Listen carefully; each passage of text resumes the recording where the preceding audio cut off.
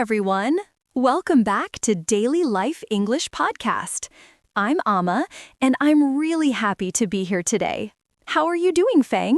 Hi, Amma. I'm doing great today. Thanks for asking. It's always nice to record a new episode together. How about you? I'm doing wonderful too. It's always a good day when we can help our listeners improve their English and talk about interesting real-life topics. Exactly. And hello to all our listeners and viewers around the world. Welcome back to our channel, Daily Life English. If this is your first time listening, thank you so much for joining us today.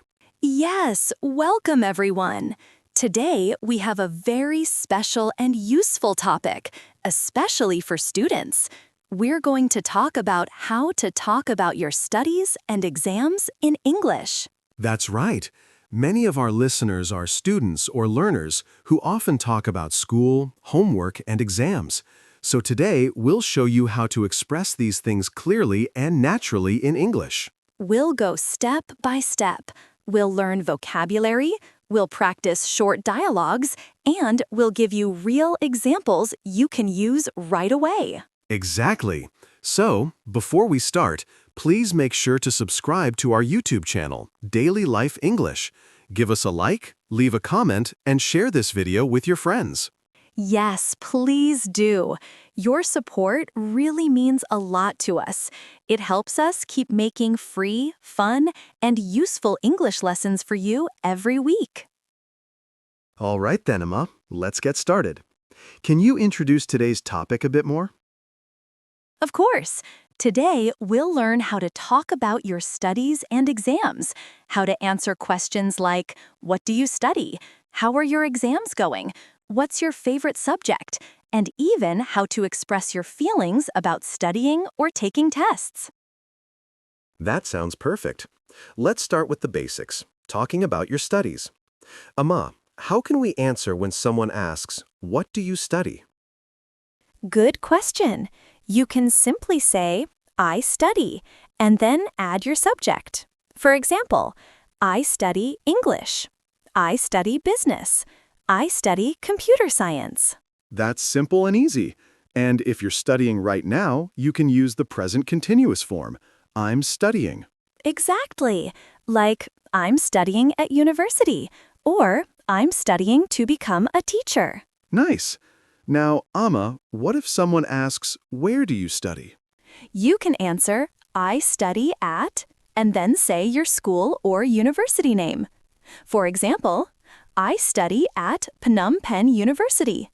I study at ABC High School. That's clear.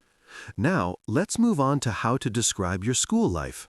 For example, you can say, I go to school from Monday to Friday. Or, I have classes in the morning and afternoon. Yes, and you can also say things like, I have homework every day. I like my teachers. I study with my friends at the library. Those are great daily life sentences. Now, let's talk about your favorite subject. Amma, what's your favorite subject? My favorite subject is English, of course, because I love learning new languages. How about you, Pheng? I think my favorite subject is history. I really enjoy learning about the past and how people lived long ago. That's interesting.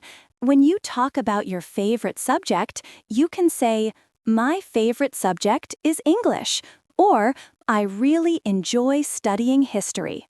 Yes, and if there's a subject you don't like, you can say, I'm not good at math, or I find physics difficult. Right. The phrase, I find something difficult is very useful. You can also say, I don't enjoy chemistry because it's hard for me. Perfect examples. Let's share some more sentences for our listeners to practice. I love learning English because it helps me communicate with people around the world. I enjoy science because I like doing experiments. I find math difficult because there are so many numbers. Excellent. Now, let's move on to the big one, exams. Ah, yes, exams. Every student knows that feeling. So, Pheng, when do you usually have exams? Usually, I have exams twice a year, midterm exams and final exams. During exam week, I study a lot, sometimes late at night. Oh, that's very common. When we talk about exams, we use words like take, pass, fail, and prepare for. For example, I'm preparing for my English exam. I'm going to take my final exam next week. Yes, and if you do well, you can say, I passed my exam. If not, you can say, I failed my exam, or I didn't do well this time. Exactly. And we can also talk about our feelings before or after exams. For example, I feel nervous before exams. I'm stressed during exam week. I feel happy and relaxed after my exams are finished. That's true for everyone. Before exams, I always feel nervous. But after I finish, I feel so free. Me too. Let's make a short example conversation about exams for our listeners. All right, let's do it. Hey, Pheng, how are your exams going? They're going fine. I just finished my English test yesterday. Really? How was it? It was okay. The reading part was easy, but the listening part was difficult. Oh, I see. I'm sure you did well. Thank you. I hope so too. Great! That's a short and simple example, but very natural and easy to use. Yes, you can practice this kind of dialogue with your friends, classmates, or study partner. Now, let's talk about study habits. How to describe what you do when you study. Good idea. You can say things like, I usually study at night. I like to study with music. I review my notes before exams. Yes. Or, I study 2 hours every day. I take short breaks when I feel tired. I like to study at the library because it's quiet. Perfect. And if you want to talk about your study goals, you can say, I want to get good grades. I'm studying hard to pass my exams. Or, I hope to graduate next year. Yes, that's great. When you talk about your goals, it shows your motivation and helps people understand you better. Exactly. And remember, in English conversations, it's always good to add your feelings.